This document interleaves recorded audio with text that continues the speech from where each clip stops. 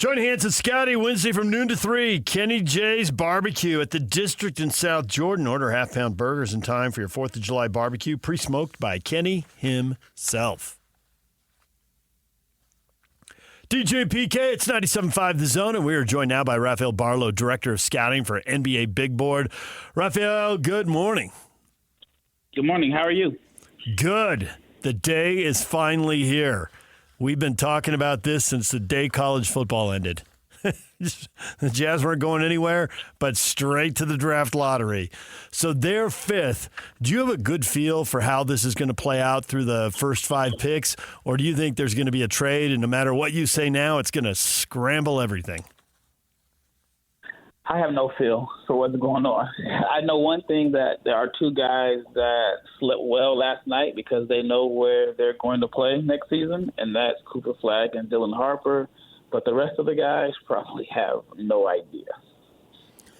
How about Ace Bailey not wanting to work out, and he gave interviews, he really didn't say a whole lot? What do you think's going on there? I think it's pretty simple that he's identified some places that he would like to play, and Philadelphia was not one of them. And I think for him and his camp, it's all about going to a situation where they believe that he can play freely. And just Philadelphia could be a tough situation. I mean, if you look at what's happened in the East with the Pacers, the Celtics, and even the Bucks, I think Philadelphia, if healthy, feels like they have should feel like they have a real chance to compete. And for an 18-year-old, you don't want to be like Reed Shepherd in that sense. So he's probably looking to go somewhere where he can get more minutes and have the opportunity to develop instead of going to a team where they're in win-now mode where they may have a shorter leash. Does that mean falling all the way to 6 or 7? And does he have too much talent to fall that far? Does somebody just say, I don't care if we interviewed him or not, we're taking him, and maybe it's the Jazz at 5, we're taking him because he's that good? I think that's a real possibility. I do think it's a possibility, even though like some of the rumors out are saying that there's like geographical preferences. Utah wouldn't be one of the teams that is in that mix, but I think what he's looking for as far as playing time, the ability to develop, I think Utah makes a lot of sense there. It just depends on if the Jazz are willing to go for it if he hasn't worked out there. But if I'm Utah, I would definitely take him if he's sitting there at 5. We heard with Charlotte that some agents and so forth don't want their clients playing with Ball, LaMelo Ball I'm speaking of, obviously. And what do you think that's going to end up meaning for the Charlotte team as far as what they do? They're in a tough situation. I mean, I've heard that, seen that. I haven't heard it directly from an agent. I've more so heard that Charlotte has had a difficult time getting guys in for workouts. And so, I mean, you can maybe connect the dots and say that that's the connection there. Like I said, they got a tough decision. I mean, Charlotte was a team, they were actually solid. I think they were above 500 a couple of years ago. It's just injuries. I mean, LaMelo hasn't been healthy. Brandon Miller was hurt last year. I think if they start winning some games and they can be healthy, that would totally change their perception because winning cures all. What do you think the odds are that the Celtics, with some of the people they could move, would move into the top of the draft and somebody like the Jazz would move out if Jaylen Brown was available? Could we see a deal like that? That's cannonballing into the deep end of the pool, but, man, that'd be quite the draft night splash. Well, didn't Danny Ainge say last summer that he's going big game hunting? Yep. So that would definitely fit the description. And I haven't really thought about that perspective of Jaylen Brown to Utah. This is my first time really thinking about it, but it definitely fits what Ainge said. And if you're Utah, that's a win. That's a win. I mean, what are the chances that you get a prospect at number 5 that's going to be better than Jaylen Brown is? And I get it. I mean, it's a crapshoot. Maybe you find somebody better, but Jaylen Brown would definitely change the trajectory of the Jazz immediately. We've been hearing so excited that for college basketball to start around here because the A.J. Devance is going to play for BYU. And you listen to guys like Frashella and read his social media posts. He's just in love with the guy, and he's not alone. And so I'm wondering, this year a lot was made on tanking, and then the teams that really tried to tank didn't get the higher picks. And now we know Dallas and San Antonio and all that stuff. I fully expect a fair amount of teams to be tanking again next year, even though that's been so against what you're supposed to do, and the league is trying to prevent it. I think we're going to see it again. And what do you think? It makes sense.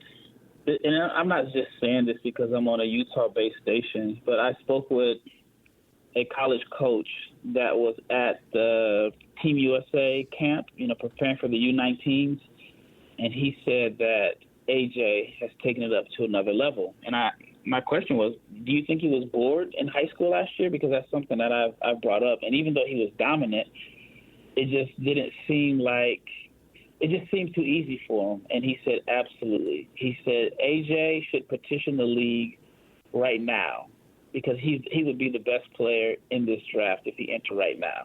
So with that being said, yeah, I mean, it makes sense. I'm not a fan of tanking, but it does make sense to tank, especially for a talent like that. And but I understand, like, if you're a fan base like Utah, you may not want to do it again because you haven't had much success with it. But, I mean, AJ's special. I want to revisit Ace Bailey here. If he is headed to Washington at 6 or New Orleans at 7, could the Jazz have a little auction? Are those two both worried about each other? And is there a chance either one of them would be willing to pay a price to move up? And would it be a price worth it for the Jazz to move back as far as 7? I think so. I mean, it just depends on how desperate one of the teams are or either the team. And you can throw Brooklyn in that mix to snag Ace Bailey, especially if you think about it. Most people would have him as the number 3 prospect in this class. So if you can move up a few spots to get the guy that you think is number 3, I think it's worth the risk. And I think that if he's sitting there at 5, again, if I'm Utah, I'm taking him. And even if I don't take him to keep him, I know I can probably get some assets out of him. So I think Utah's in a good position. But you also have Trey Johnson that could be sitting on the board, who I think is, even though most people see him as a top 5 to 7 pick, I think he's actually been underrated in this process. 100% guess. I understand that, but how many All-Stars do you think are in this draft? How many All-Stars? Actually, that was a podcast topic I was juggling around. Man, I'd say 4. And if you get 4 All-Stars in a class, I mean, that is a really, really, really good class. So I'm going on the high end and saying 4.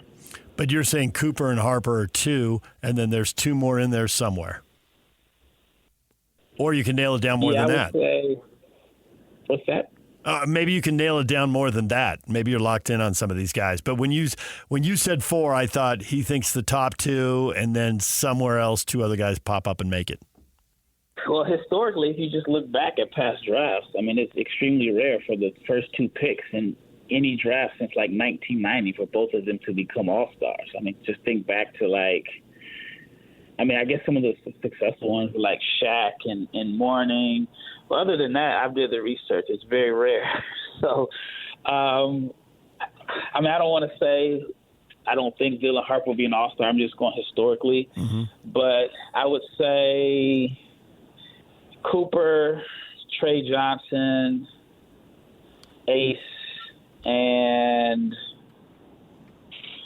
I think Miley Walsh could possibly make it just because he could be best case scenario guy that you're familiar with. Best case scenario is he's Rudy Gobert, and if he's Rudy Gobert, then he's going to be an All-Star. Is there anybody in this who is a total bust? Because when you go back historically, in the top 5 picks, there are people who should have never, ever, ever been drafted top 5. Is that going to happen this year? And there's just somebody you're looking at thinking there's just too many red flags. They shouldn't do it. For sure. I mean, I don't want to say any names and be aggregated because I got to see these parents and their families in a few hours. But I mean, self-preservation mode. Yeah, I mean, yeah. But it's going to happen, and it's very likely considering that most of these guys are 18 and 19 years old, and teams may have 30 games of college film to evaluate them, and you just never know. I mean, injuries like lead to guys not living up to their potential. It could be lack of confidence. It could be lack of fit. And then, realistically, there's some guys, their goal was to make it to the NBA. That was their goal. And once they reach their goal, maybe they take their foot off the gas. So those are all real scenarios. Rafael, we appreciate the time. Thanks for joining us, and good luck with all those players and all their parents tonight. No problem. Thank you. Rafael Barlowe, Director of Scouting for the NBA Big Board. That would be awesome. Blurt out a couple names and then have to go face them a couple hours later and not be able to get a quote. Well, it probably will happen, but I get his point. Yeah. All right, DJ and PK, it's 97.5 The Zone. Join JJ and Alex Thursday from noon to 3. They're going to be at RGS Exteriors, 4235 Farm Road in West Jordan. Everything you missed in this show next will get you up to speed on the college football recruiting talk and the NBA draft. Stay with us.